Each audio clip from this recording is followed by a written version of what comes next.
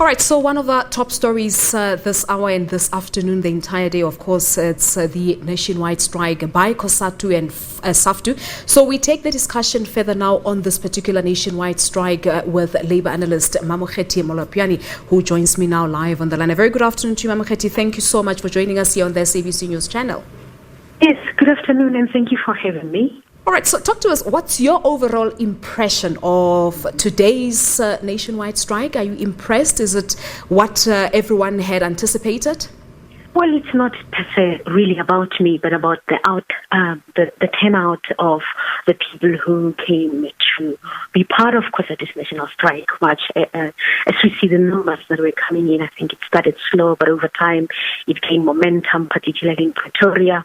So one is really not surprised. I think an important point we pick out of this is that given time and within the right conditions, Cosatu still demonstrates that it's able to gather its members and they are able to march and still protest about issues that they deem are relevant, not just for workers, but the broader society. So, yes, seeing the number of people or the turnout that appeared in Pretoria, what I would say in the context of what they sought out to do, to show the numbers that they have and the ability to still organize. Yes, it was successful in a way.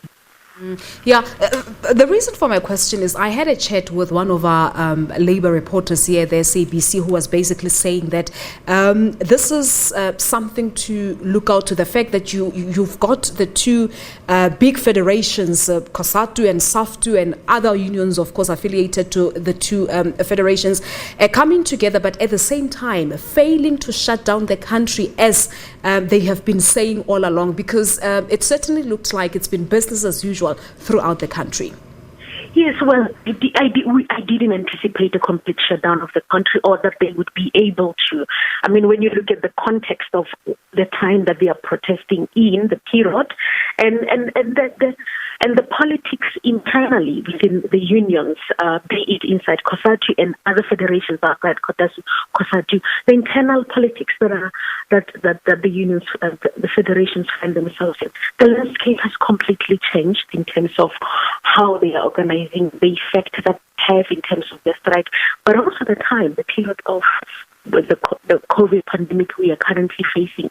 And also, certainly, I think it's important to note that within the broader context of society and the politics that surround the economy of South Africa, much has changed. I mean, if you looked at 6-7 years ago, the strike with e-tolls, which was completely successful and a multitude of turnout, compared to what is happening now, the dynamics of the federation itself has changed. Maybe individuals, unions within different federations has changed, and this has led to what we are now seeing as almost the inability to shut down the country, so to speak, or to bring it to a standstill as they had anticipated. I was listening to Cosatu President Zingiswa Losi earlier today, basically saying that they have handed many memoranda to government before, and really not sure as to how will this particular one be different. Do you think this one will be different from the rest that's been handed to government before? No, not really. I do not anticipate it to be different. I mean, as the leader, the president of Cosatu, I think is always saying herself that we have done this before.